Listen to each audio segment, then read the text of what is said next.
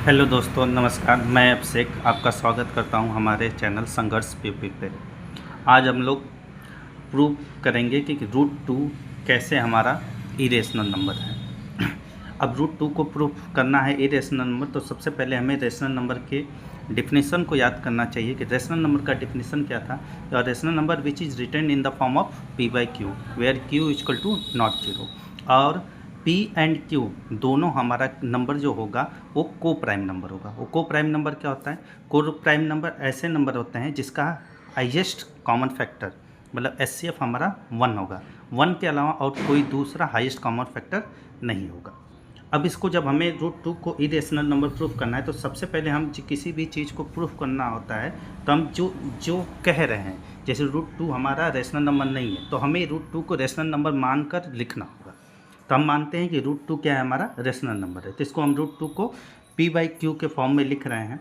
और उसके बाद हम इस रूट टू को जैसे ही पी बाई क्यू के फॉर्म में लिखेंगे तो हम इसको अंडर रूट हटाने के लिए हम यहाँ पे स्क्वायरिंग बोथ साइड करेंगे। स्क्वायरिंग बोथ साइड जैसे ही करेंगे, अब दोनों तरफ हम स्क्वायरिंग बोथ साइड करें, अंडर रूट का होल स्क्वायर हो जाएगा यहाँ पे, और यहाँ पे पी बाई क्यू का होल स्क्वायर होगा।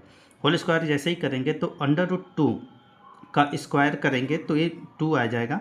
यहाँ पे किसी को डाउट हो जाता है तो ये कैसे आएगा, यहाँ पे मैं समझा भी देता हूँ कि अंडर रूट टू जो है, इस अंडर रूट का वैल्यू होता है 1/2 और इसके पावर 2 है। अब पावर के ऊपर पावर होता है तो पावर पावर मल्टीप्लाई हो जाता है, तो 2 1 जा 2 हो जाएगा, और 2 के पावर 1 और 2 के पावर 1 का वैल्यू क्या आएगा, 2 आएगा।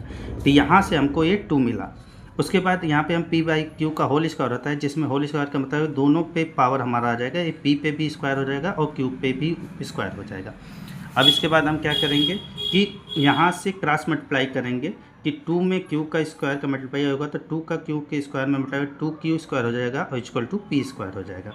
अब फिर हम उसके बाद इस 2 को हम यहाँ मल्टीप्लाई करके इसको राइट हैंड साइड भेजेंगे।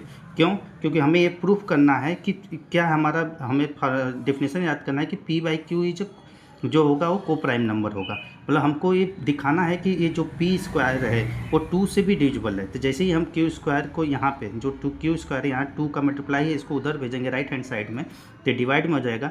और 2 जब डिवाइड करता है पी स्क्वायर को तो 2 डिवाइड भी करेगा पी को। इसको हम यहाँ पे रफ में एग्जाम्पल से हम समझ सकते हैं। जैसे मान लीजिए 2 का स्क्वायर क्या होता है 4, तो 2 को 4 डिवाइड कर ही रहा है 2 को, उसके साथ साथ इस 4 के रूट जो 2 होता है उस रूट को भी 2 डिवाइड करता है। यहाँ से हमको ये सीखने को मिला कि अगर किसी भी नंबर का स्क्वायर उस नंबर से डिवाइड हो रहा है तो उसका स्क्वायर रूट भी उस नंबर से डिवाइड होगा। तो इसीलिए हमने यहाँ पे लिखा है 2 divide P square, so 2 is also divide P. अब नेक्स्ट हम चलेंगे अगले में। अब यहाँ पे ध्यान देना है हमको कि हमारा जो ये पहला हमने इक्वेशन माना है, इस इक्वेशन को अब हमने तो पी को दिखा दिया कि पी क्या है, हमारा 2 से डिविजिबल है। अब हम क्यू को भी दिखाएंगे कि 2 से डिविजिबल है, इससे हमको पता चल जाएगा इसका हाईएस्ट कॉमन फैक्टर तो 2 आ गया। और जैसे ही हाईएस्ट कॉमन 2 फैक्टर आ गया, इसका मतलब वो हमारा रेशनल नंबर नहीं है, क्योंकि हमारा रेशनल नंबर का डिफिनेशन नहीं है कि highest common factor P by Q, जो पी और क्यू उसका हाईएस्ट कॉमन फैक्टर मतलब को प्राइम नंबर 1 हो, को प्राइम नंबर होना चाहिए। अब हम इस इक्वेशन 1 को हम यहाँ लिखेंगे q square equal to p square upon 2। अब ध्यान दीजिएगा यहाँ पे हमने p की जगह पे p का वैल्यू हमने क्या लिखा है, 2k लिखा है। अब 2k कहाँ से मिला है, ये जो p की जगह पे हमने यहाँ पे p की जगह पे 2k प्रूफ किया, और 2k कैसे, मतलब p इक्वल टू मैं 2k माना हूँ, वो 2k कैसे मिला है। जैसे आप ध्यान से देखिएगा कि जैसे कोई नंबर है 4 है, यहाँ पे एग्जांपल से आप समझिए 4 है, मान लीजिए 4 हमारा p है। इस नंबर को पाने के लिए हम 2 में कुछ न कुछ नंबर का मल्टीप्लाई कर रहे हैं, 2 का 2 में मल्टीप्लाई कर रहे हैं, तो 2 हमारा एक इंटीजर मान लेते हैं। इसी इंटीजर को हम k वैल्यू मानती हैं, k हम मान लिए हैं, समझे कि नहीं। जैसे हम p हमारा 4 है तो 2 में कोई नंबर मल्टीप्लाई होगा, वो कोई एक इंटीजर है। जैसे अब आप एग्जाम्पल लीजिए 8 है तो 2 में 4 का मल्टीप्लाई होगा तो 4 भी क्या, कोई एक वैल्यू इंटीजर है, उसी वैल्यू को हम k मान लिए, इसलिए हम p इक्वल टू 2k लिखे हैं। अब यहाँ पे p के जगह पे हम 2k का वैल्यू पुटअप करेंगे। 2k का वैल्यू पुटअप करते ही तो क्यू स्क्वायर p की जगह पे 2k और 2k का होल स्क्वायर था, होल स्क्वायर हमने रख दिया अपॉन 2 रख दिया।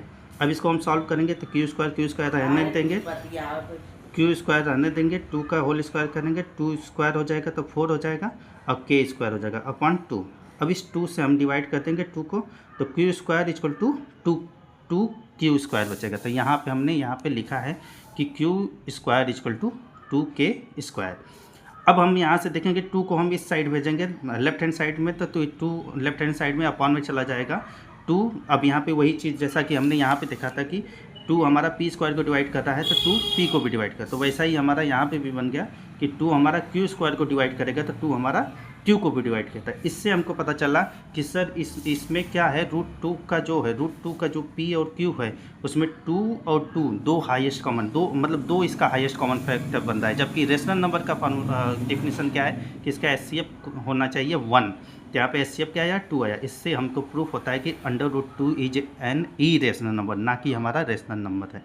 धन्यवाद।